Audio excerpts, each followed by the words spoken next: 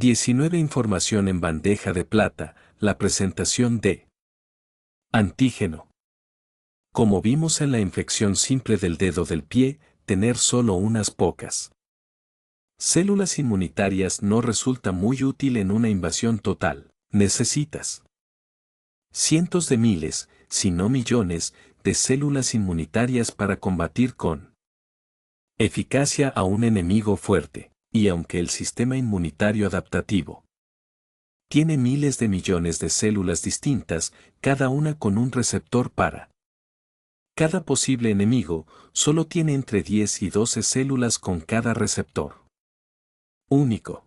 Es lógico, si lo piensas. Si tuvieses millones de células para cada uno de los cientos de millones de posibles patógenos distintos, estarías compuesto por miles de billones de células inmunitarias, y nada más. Por un lado, es probable que nunca enfermaras, porque estarías muy bien preparado, pero, de nuevo, serías un charco viscoso. Sobrevivir uno solo es aburrido, así que la naturaleza encontró una manera mucho mejor y sumamente elegante de resolver esta contrariedad. Cuando se produce una infección, el sistema inmunitario determina qué defensa específica se necesita y en qué cantidad. El sistema inmunitario adaptativo trabaja con el sistema inmunitario innato a fin de buscar a las pocas células que poseen los receptores adecuados para esa invasión concreta, localizarlas entre los miles de millones de las demás células del enorme cuerpo y, después, producir rápidamente más de ellas. Este método no solo permite que te las arregles con unas pocas células para cada posible enemigo, además se asegura de que el sistema inmunitario no produzca armas en exceso ni desperdicie recursos, lo cual es bueno.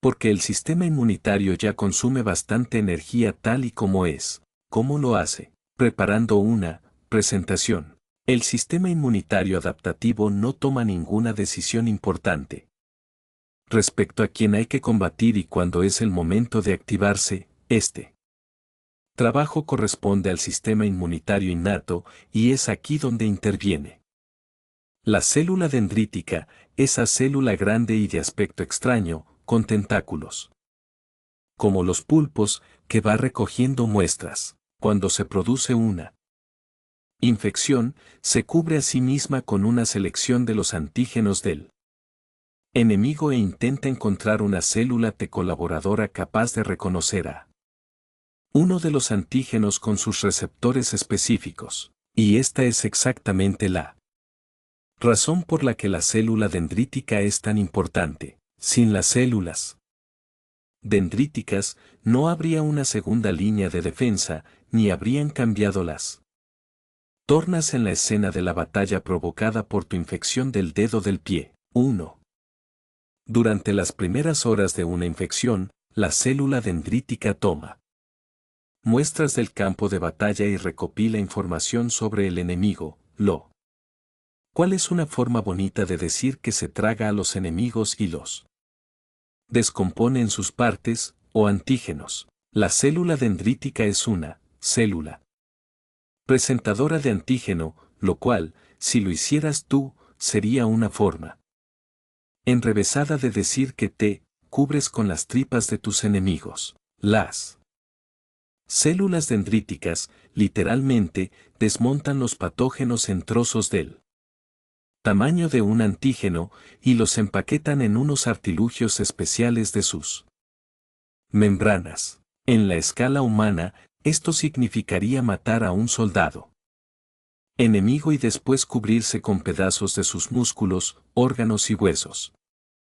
para que otros puedan analizarlos. Es una salvajada, pero, para las células, resulta bastante eficiente y es lo que hacen en un día de trabajo corriente. Cubierta de tripas, la célula dendrítica viaja después a través del sistema linfático para presentarlas al sistema inmunitario adaptativo o, para ser más exactos, a las células T colaboradoras. Todas las células presentadoras de antígeno tienen una cosa en común, una molécula muy especial, tan importante como los receptores de tipo Tau, por lo cual merece que hablemos de ella, aunque reciba uno de esos pésimos nombres de la inmunología, complejo mayor de histocompatibilidad de clase 2, o, para abreviar, CMH de clase 2, que es un poco mejor, pero no mucho. Te puedes imaginar el receptor CMH de clase 2 como un panecillo para perritos calientes que se puede rellenar con una sabrosa salchicha. En este símil, la salchicha es el antígeno. El panecillo, la molécula CMH, es muy importante porque representa otro mecanismo de seguridad, otra capa de control, como comentamos brevemente antes y desarrollaremos en los capítulos siguientes. Las células del sistema inmunitario adaptativo son muy eficaces. Se debe evitar a toda costa que sean activadas de forma accidental, por lo que deben cumplirse algunos requisitos especiales antes de que se activen. 1. De ellos es el receptor del CMH de clase 2, el panecillo para perritos calientes. Las células T colaboradoras pueden reconocer un antígeno solo si se le presenta en una molécula CMH de clase 2. Dicho en otras palabras, solo comen salchichas si van dentro de panecillos. Piensa en las células T colaboradoras como si fuesen quisquillosas con la comida, jamás se les ocurriría tocar y comerse una salchicha que flota sola. No, señor, eso sería repugnante. Las células T colaboradoras solo considerarían comerse una salchicha si se le presenta correctamente, en un panecillo. Esto asegura que las células T colaboradoras no puedan activarse por accidente al recoger antígenos que flotan libremente en la sangre o en la linfa. Se les debe presentar un antígeno dispuesto en una CMH de clase 2 de una célula presentadora de antígeno. Solo de esta manera puede la célula T colaboradora confirmar que existe un peligro real y que debe activarse. De acuerdo, esto es bastante raro, y no pasa nada si aún te parece antiintuitivo. Hagámoslo de nuevo, pero, esta vez, vamos a seguir a una de las células dendríticas de nuestra historia del clavo oxidado para ver cómo funciona este proceso. Entonces, de vuelta en nuestro campo de batalla, donde los soldados libran una épica batalla, las células dendríticas se tragan una muestra transversal de todo lo que flota a su alrededor, incluidos los enemigos.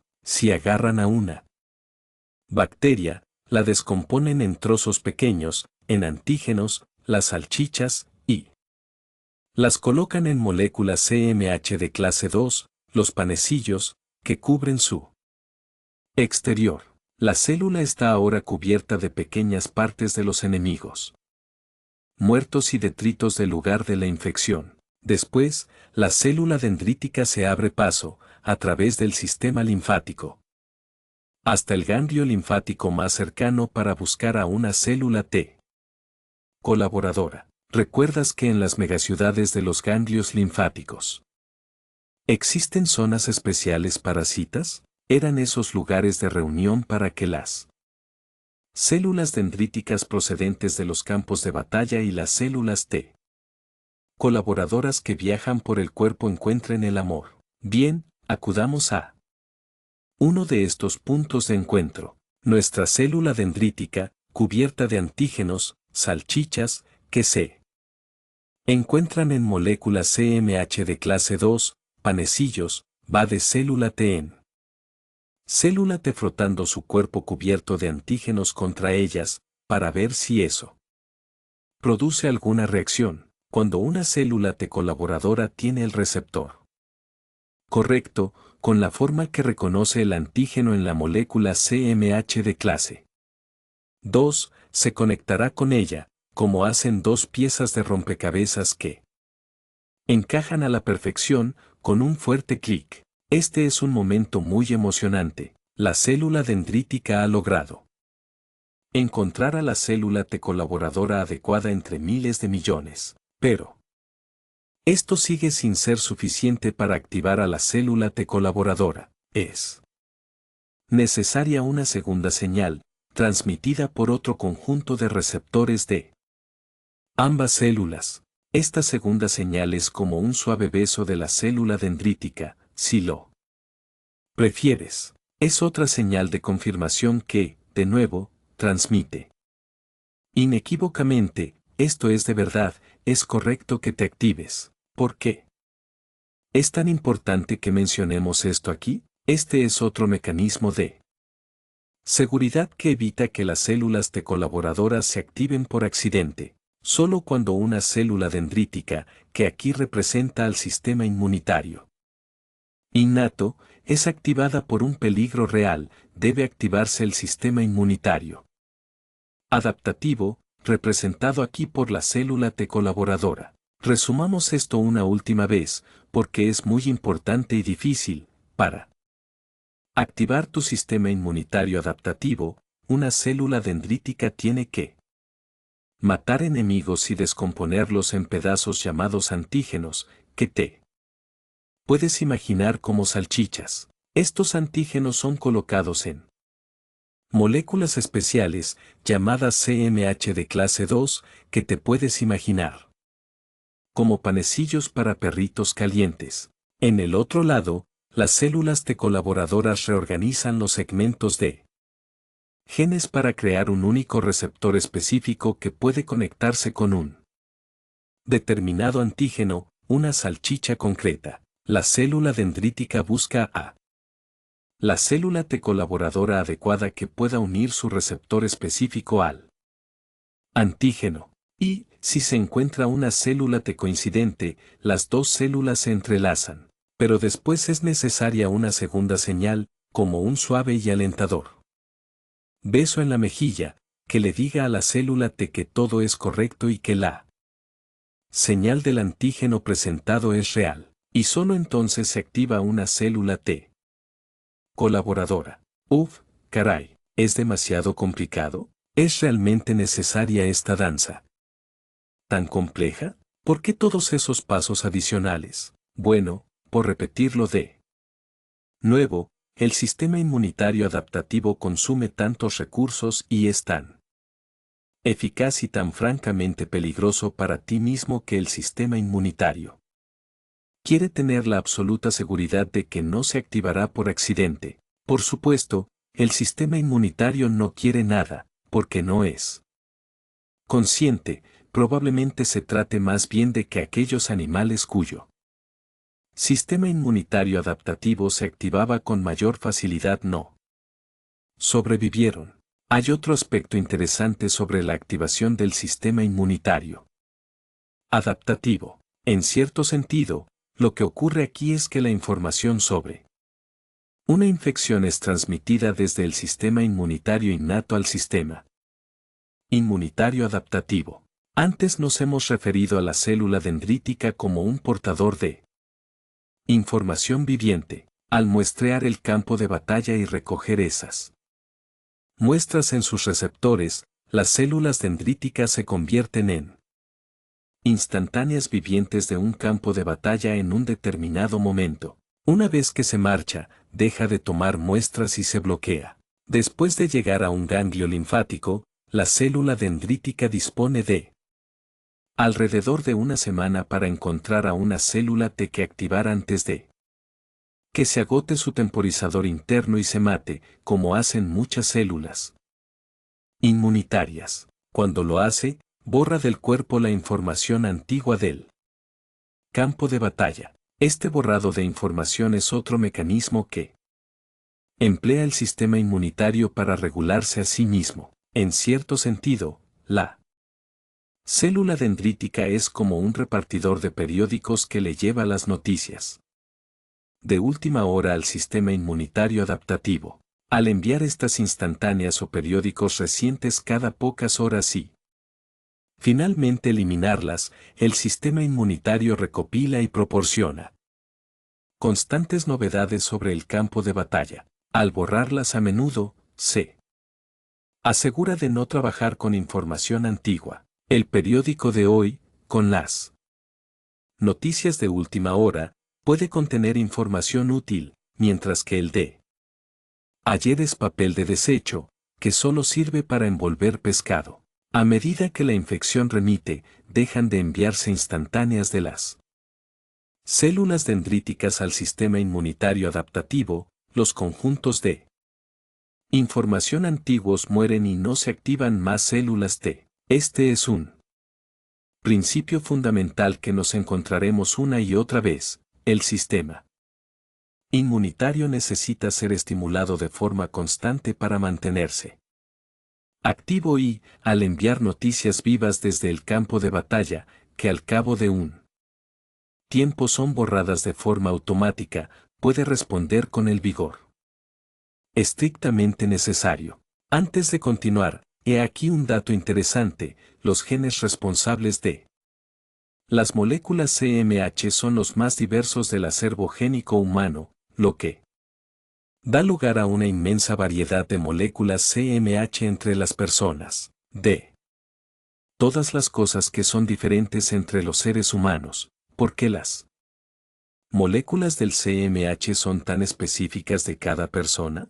Pues bien, los diferentes tipos de CMH pueden ser mejores o peores para presentar antígenos de diferentes enemigos, es decir, que un tipo podría ser especialmente bueno para presentar un antígeno de virus concreto, mientras que otro podría ser excelente para presentar un antígeno de bacteria. Para los seres humanos, como especie, esto es sumamente beneficioso, porque hace muy difícil que un solo patógeno nos erradique. Por ejemplo, cuando la peste negra asoló Europa en la época medieval, había personas cuyas moléculas CMH de clase 2 eran intrínsecamente muy buenas para presentar los antígenos de la bacteria Yersinia pestis, causante de la peste. Tenían una mayor probabilidad de sobrevivir a la enfermedad y de asegurar que sobreviviera la especie humana.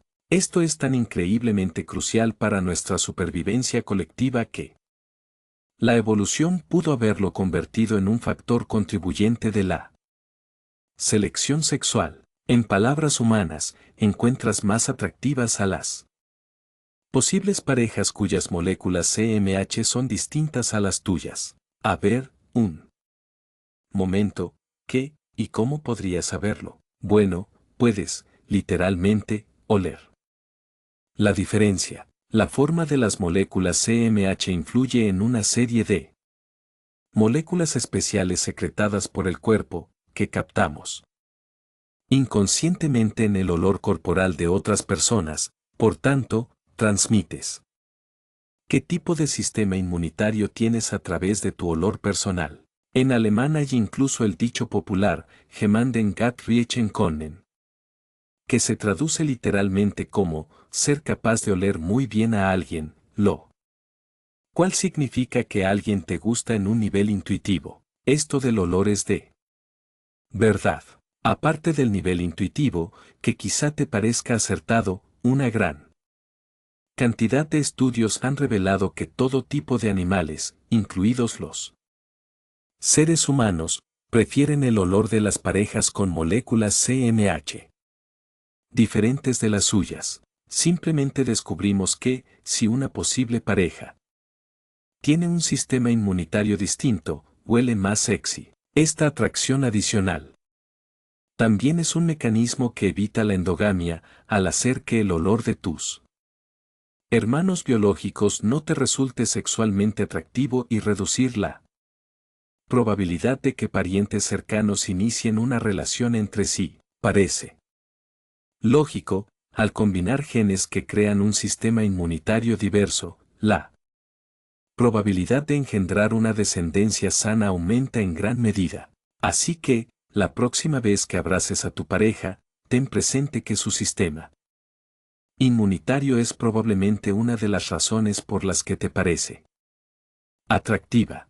Teniendo en cuenta todo esto, es hora de ver por fin las superarmas del sistema inmunitario en acción.